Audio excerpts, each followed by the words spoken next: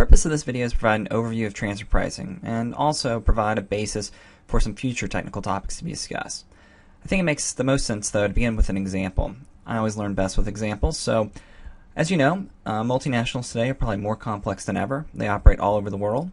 However, in this particular example, we're going to simplify things. We're going to focus on an entity in Detroit, Michigan, and an entity in Windsor, Canada. The entity in Windsor, Canada is a manufacturer. They manufacture cars, and they sell them to their distributor in Michigan and Detroit, Michigan. And the entity in Detroit, Michigan on-sells them to third-party customers like you and me. As much as I'd like to stick with the map here, we're going to have to actually dig into the financials of these two entities, so I'm going to hop over to an Excel spreadsheet.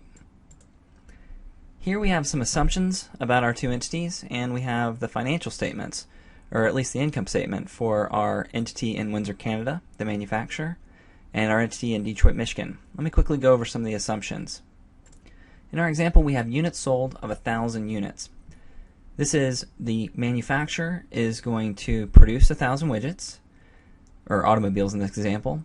They're going to sell those 1,000 automobiles to the distributor, and the distributor is going to sell 1,000 automobiles to end customers, all in the same period. Our transfer price in this example, which would be the price that the manufacturer sells the cars to the distributor, is $143. And I realize that that may be a little bit low, but pretend that these numbers are in thousands, and so let's just pretend that it's actually $14,300 for a car. But for simplification purposes, we're just going to leave it at $143. Our end sales price is $185. That would be the price that the distributor is selling on to third-party customers like you and me interested in buying a car. And again, let's just pretend that it's in thousands, so this is $18,500. Finally, our cost of goods sold are $100,050, and these would be the costs that the manufacturer is incurring to gather and purchase the raw materials in order to build the cars. Now we're going to focus a little bit on the income statements. Let's start with our manufacturer. Manufacturer has revenues of $143,000. That would be the $143 transfer price times the 1,000 units sold. And note that $143,000 is mirrored on the distributor's income statement in the cost of goods sold line item. We'll get to that in just a second. The cost of goods sold of the manufacturer are the $100,050. This leaves it with a gross profit of $42,950. It incurs operating costs of $30,000. That would be the the salaries and the wages that it pays to its workers in the manufacturing plant, leaving it with an operating profit of $12,950. Now let's move on to the distributor.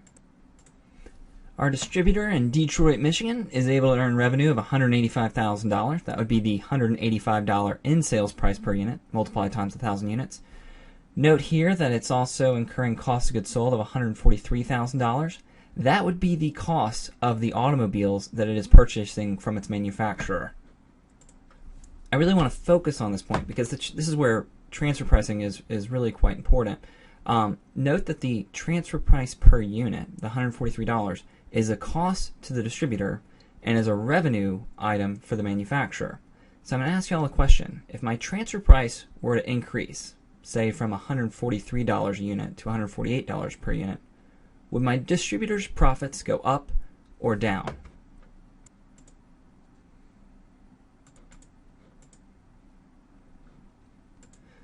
The correct answer is that the distributor's profits are going to go down, and we're going to show an example of that in just a minute.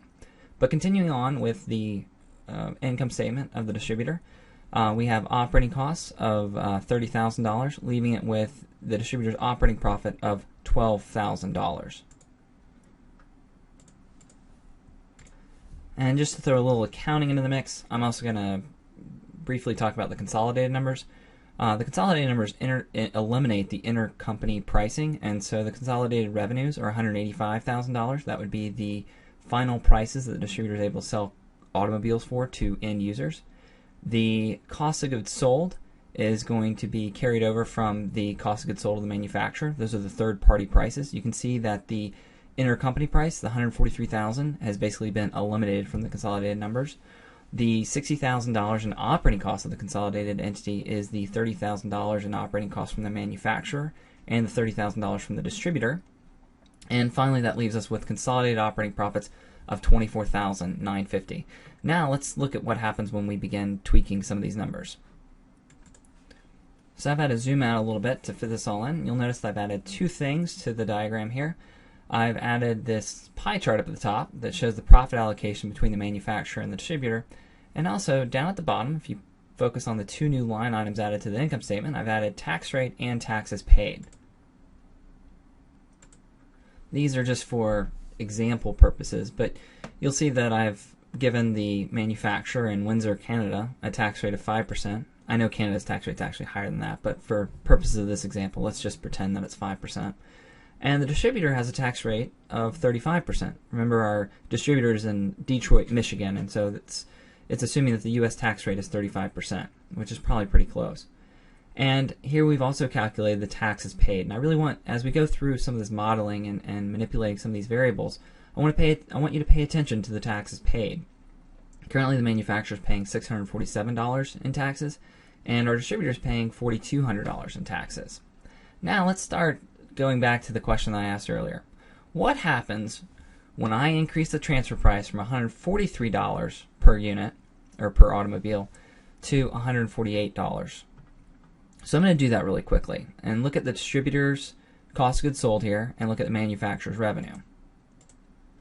I just increased the transfer price from $143 to $148, and you can see where the cost of goods sold of the distributor, in other words, the cost that it's incurring to buy an automobile from a manufacturer, has increased from $143,000 to $148,000. At the same time, its operating profit, because it's incurring more cost of goods sold, has then declined to $7,000, leaving it with less money in the United States and therefore being taxed at, the taxes paid on the distributor are going down, whereas the taxes paid on the manufacturer, because its revenues are increasing and its operating profits going up, are the taxes paid on the manufacturer side are going up. Note that the consolidated taxes paid, over the overall, the total taxes that it owes and pays, has gone down because it's shifting more profit from a high tax jurisdiction to a low tax jurisdiction simply by manipulating the transfer price. Also note that the overall operating profit of the entity has not changed. It's still $24,950. Likewise, if I begin decreasing the transfer price from $143 to $138, I'm lowering the cost of goods sold of my distributor, therefore profits are going up, and decreasing the revenues of my manufacturer, therefore operating profits are going down. We're going to build on these concepts in future videos, so stay tuned.